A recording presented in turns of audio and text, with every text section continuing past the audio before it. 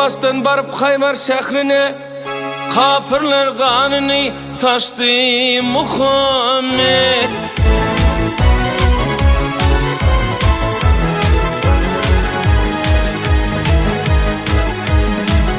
Leklahirde Tekman Kamil şehrine cepha çekip dini açtı Muhammed.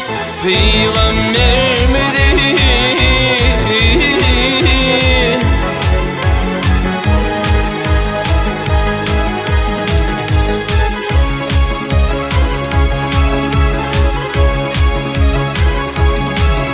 aşıklar baş olup aşkımın önüne Tuğruna bir düşüp dağlar yanına, yanına.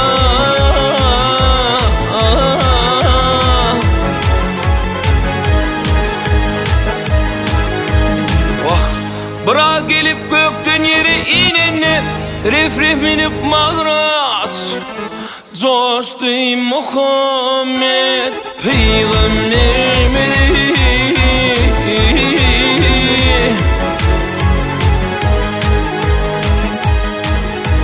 hay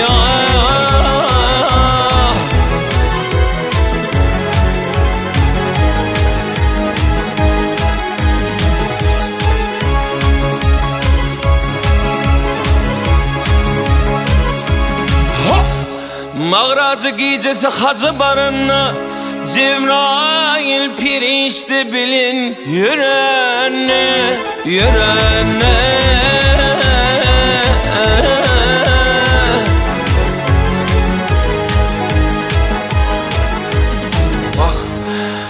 Behişt kapısına gelip durun Bismillah deyip işi açtı Muhammed.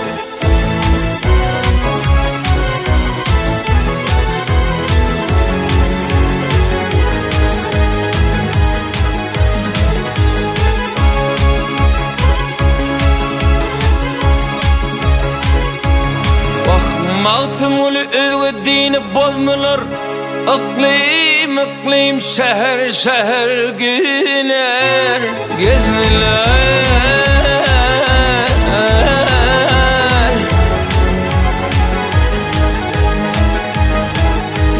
Ya çevir çekip İslam dinim düzdüler 63 yaşında dostum öttü Muhammed. Peygamberimiz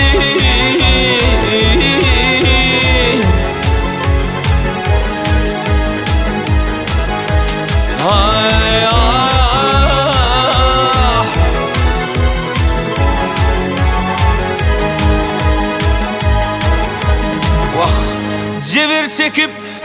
cevir çekip İslam dinin düzdüler 63 yaşını doğundum öttü Muhammed.